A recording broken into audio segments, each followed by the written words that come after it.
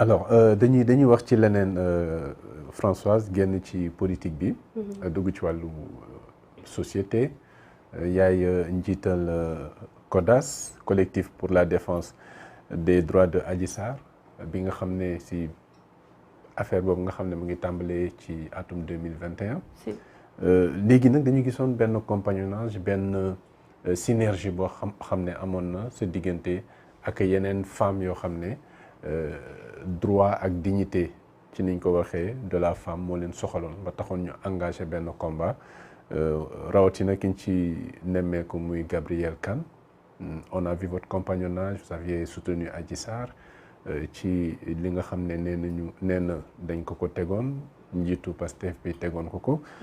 ñu gis ba en cours de route ay division am réeroo am.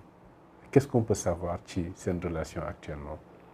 Bon Djilani, je pense que Sénégal soxlawul sax tey ma leen di rappeler ni CODAS juddoo. ba CODAS di juddu y avait un vide autour de Adji Sarr ñi ngay tudd yëpp ñu ngi woon Sénégal ñi ngay tudd képp ku tey nekk autour de Adji Sarr gisoon nga ni mu sonné gisoon nga comment elle était lynchée dans les réseaux sociaux gis nga ni ñu ko waxee ni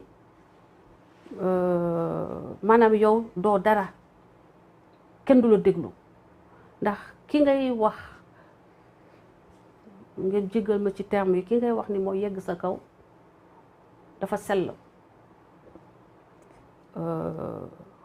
malaaka la wala yonent la ñun ñu gis xale boo xam ni dafa désespéré sur le plateau de Leral TV xale bu désespéré ñu gis ni néew na doole ay parents amuñu moyen n'ont pas les moyens du combat qui devait être le sien mooy taxaw ci réseaux sociaux yi jàkkaarloog nitu Ousmane Sonko yi ko ne doo ko fi waxee di ko saaga di saaga waajuram bi génn àddina di saaga papam di saaga famiyam di saaga askanam matin midi soir leaderu Pastef ne tekk pour quelqu'un qui aspire à diriger chaque Sénégalais, quelqu'un qui prétend vouloir aar bépp doomu Sénégal def ba bépp doomu Sénégal yokku doon la nga mët la nga war a doon ci biir société bi nga ne tekk ñuy lyncher xale bu am 20 ans nga toog di seetaan. Tu as fait des sorties, il a fait des sorties multiples musul wax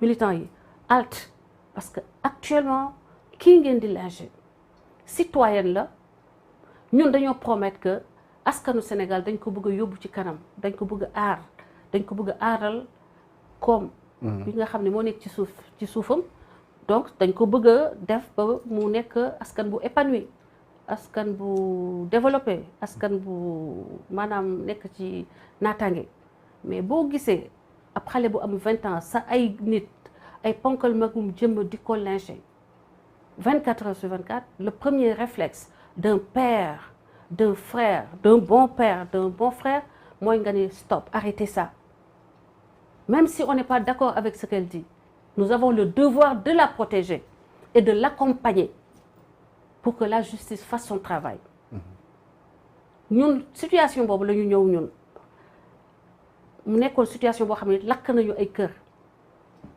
ay xale faatu ay menaces de mort à gauche et à droite ñun si la ñu ñëw endosser la cause de Adji Sarr ne dafay wax te justice day def liggéeyam foofu la ñu endosser la cause de la République parce que moment boobu Ousmane Sonko avait piégé les autorités amul yóbbu débat bi niveau bu baa boo xam ni président de la République mënul taxaw di wax ci ay yu ñàkk fayda yu mel noonu moom il peut sortir à chaque moment bu amul lu muy rus amul lu koy gêner amul discours boo xam ni moom jàpp na ni xeebu na pour moom koo xam ne da nga ne da nga bëgg a jiite Sénégal askan bu day nii askanu Sénégal muy le pays qui a vu naître de grands hommes Ahmadou Bamba Khadim Rassoul cardinal Hyacinthe Thiandoum Mame Seydi El Hadj Malick Sy, Baye Niass, pour ne citer que cela.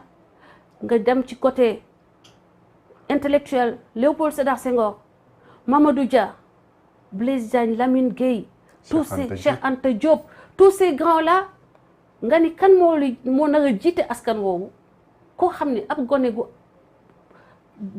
meew bi sax woowagul ci bakkanam moo ko ne danga yegg sama kaw mu war a taxaw aar xale boobu mu toog seetaan ko ak ay militants ñu toroxal ko ñu naan déet ne waaye ñu ne dossier bi dafa vide maanaam ñuy xëbal la justice sénégalaise ba nga xam ne dañoo ne ku wax ci dossier bi da ngay dee di xëbal képp koo xam ni yaa ngi ci nguur gi ba nit ñi daal di daw dugg seeni ron lan pour l'essentiel ñu bàyyi xale bi ak boppam ñu bàyyi ko face à une meute de loups ñoo xam ne dara genewu leen dara jombu leen lu leen neex wax lu leen neex def ñu taxaw ne kii doomu askan wi la dañ koy jàppale mu wax li mu war a wax et que la justice fasse son travail.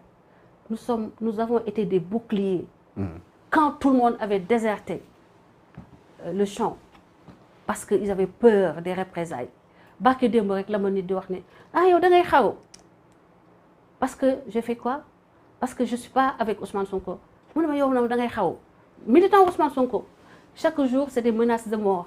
Chaque jour dem nañu ba sama kër parents harcèlement, intimidation. Chaque jour c'est de l'intimidation que je vis.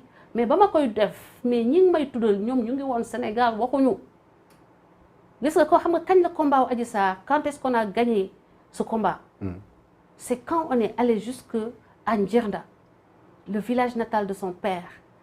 On a mobilisé la communauté sérère autour de Adji Sarr et ils ont réclamé que justice soit faite et on est revenu, on a fait les plateaux malgré la menace qui était forte.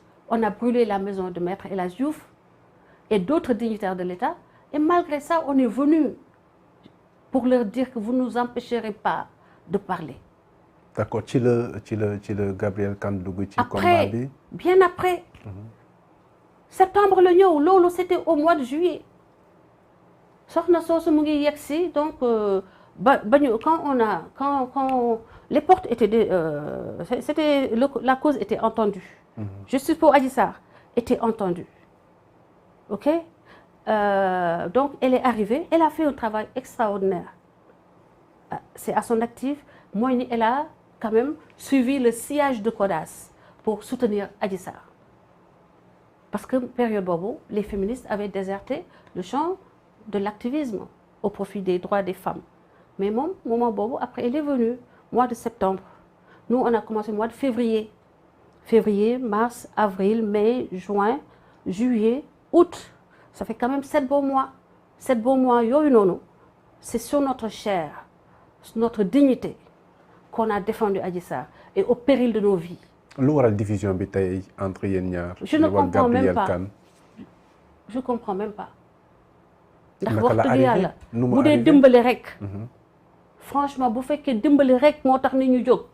Il devrait même pas avoir de problème. En tout cas, moi, je ne crée de problème à personne.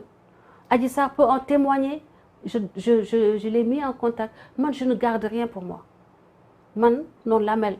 Même dans ce que je dirige, muy CODAS, muy DWCA, muy Jubanti, c'est comme un parlement. On discute de ce qu'on a à faire, après on décide. L'idée de chacun compte. Donc, ci affaire Adji Sarr, j'ai mis Adji Sarr avec des gens, des bonnes volontés, pour m'aider à l'aider. Parce que gëm man doyloowuma man benn nit ne man la mën naa lépp may def lépp te dañuy dimbale rek. Adji Sarr dañuy cotiser CODAS dañuy jël suñu alal di ko jox di ko jàppale ba man je parle du mois de mars ba mois de septembre avant ñuy am keneen ku ñëw dugg ci ba tey ji on fait de sorte que quand il y a une urgence on s'arrange, on s'organise, on se cotise, on l'aide. D'accord? Donc defe naa ni bu fekkoon ne dañoo financé ah bu ñu financé woon te maa lay wax ni mën naa génne facture parce que lépp man carte bancaire laa koy kii mais man duma sax garder facture pour te dire que damay def ngërëmu yàlla suñu borom man ak ñeneen ñi def te bokk biir CODAS que je salue au passage ñun ñëpp ngërëmu yàlla suñu borom rek lañ ciy wut. ndax dañoo gis ku néew doole. ñu jàpp ni que ñun suñu devoir mooy jàppale ko ba mu génn ci passage douloureux bi muy def te defe naa ni xëy na génn ci mais may nañ ko ba mu gën a woyof on a allégé sa souffrance. On n'a pas pu l'enlever complètement mais allégé nañ ko parce que dem nañu ba moom tey gis ngeen on lui reproche de parler parce qu'elle n'osait pas parler. On a libéré Adji Sarr, on lui a montré qu'elle valait comme elle avait de la valeur que kenn gënu ko que xëy na malchance moo ko dugal ci situation bi mu nekk nii mais que ñun respecté nañ ko on a entendu son cri on la croit on la soutient nekkuñu woon nag biir Sweet Beauté bay condamné kenn mais dañoo ne que la justice fasse le travail et que l'autre partie arrête le dilatoire les tergiversations les manœuvres d'obstruction de la justice yi nga xam ne elles sont flagrantes du début qui ont causé d'ailleurs la mort de 14 jeunes Sénégalais en plus après 3 autres Sénégalais ont été tués dans des disons des actions yoo xam ne moom moo ko suscité mu créer benn élan de sympathie d'empathie ba nit ñi jaay seen bakkan pour lui éviter la prison. D'accord mais circonstances yi nga xam ne moom la rupture bi arrivé entre yow ak Gabriel yan circonstances la. mais en fait on n'a jamais vraiment été ensemble là. On a coopéré. Elle vous a rejoint si biir combat bi. Elle l'a rejoint mais elle n'est pas rentrée dans CODAS. Elle fait pas partie de CODAS. Elle n'a jamais fait partie de CODAS. Mais nee nga elle vous a accompagné. Maanaam accompagné Adji Sarr. Elle accompagne Adji Sarr donc on lui donne tout le respect et la considération due au fait que elle se sacrifie pour Adji Sarr. Elle s'est sacrifiée pour Adji Sarr. Le problème bi entre vous deux. Ben je ne saurais vous dire c'est quoi le problème parce que man maa ñëw au Sénégal. On a tout fait pour m'empêcher de voir Adji Sarr. Et je n'ai pas compris parce que j'ai vu Adji Sarr un soir aller voir des amis qui avaient un anniversaire. J'ai vu des gens qui ont vu Adji Sarr et qui n'ont pas plus de mérite que moi. Mais man en fait je gêne man loolu yàlla moo ma ko xaw a nattoo. Je pense avoir une imposante, une présence qui est assez imposante qui fait que les gens ils ont l'impression que je menace leurs intérêts. Voilà, je menace leur projet, mais... Donc il y a des intérêts dans le fait de défendre Adji Sarr dafa am ci gars yi di wut kon. Man de Mat Gaye yow ba nga may xam fekk Adji Sarr xamagoo ko. nañ waxante dëgg rek. Oui. Sénégal bañ may xam xamaguñu Adji Sarr. Sénégalais yu bëri bañ may xam xamaguñu Ousmane Sonko. Donc man lii indiluma tout. Ça m'a permis juste de rencontrer un autre public. Des gens extraordinaires dévoués à la cause de la femme. D'accord. Et à la cause de la République. Maty Trois Pommes également. Non, on a eu, c'est-à-dire à collaborer. Parce que les réseaux sociaux dafa complexe. Ben instant, je portais sur mes épaules le combat pour la République et pour la sauvegarde de la République. Et je récupérais le maximum de personnes. Je créais, en tout cas, si je vois quelqu'un attaqué par les gens de Ousmane Sonko, je venais à la rescousse pour te protéger et pour permettre que tu puisses continuer à dire ton discours sans contrainte. Donc, loolu moo tax ma coopérer ak moom parce que dama doon jóg pour protéger son live, rameuter les troupes, ne leen jóg leen jàppale leen ko parce que liberté d'expression en tant que journaliste waruñu nangu lenn lu koy gàllankoor.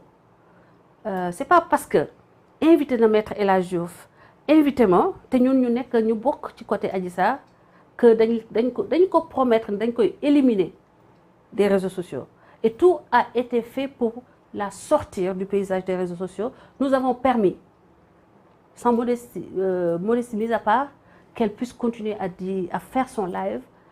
On l'a protégée en attaquant ceux qui l'insultaient. On l'a protégée en protégeant son live. On l'a protégée en se levant à 6 heures du matin chaque dimanche pendant 1 an pour rameuter les troupes, mais faire en sorte que le live soit visible partout, que tout le monde voit le live et faire le travail psychologique pour la soutenir en montrant le nombre de vues qu'elle avait. Et quand on lui promettait d'avoir 0 vue, nous avons travaillé à ce qu'elle ait le plus grand nombre de vues. dans le net.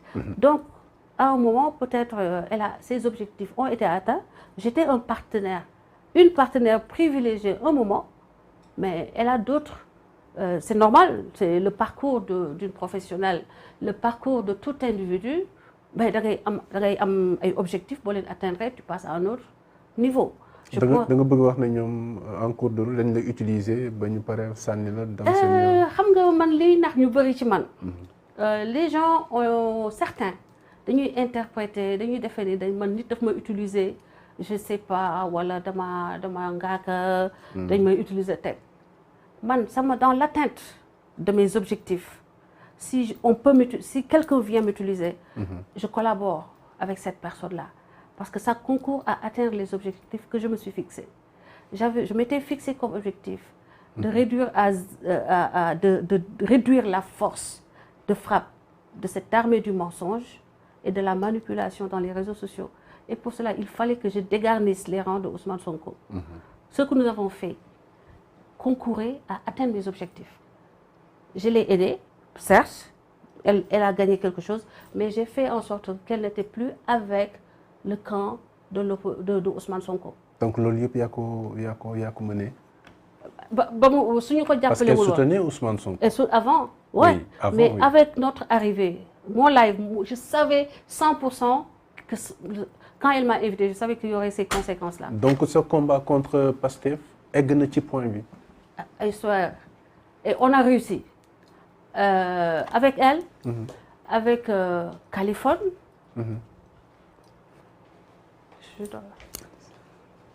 Je peux. Allez-y, oui. Okay. Excusez-moi. Donc avec Californie, oui. Ça a été aussi le même principe. Mais ceux qui sont sur les côtés, ils pensent que je suis utilisée.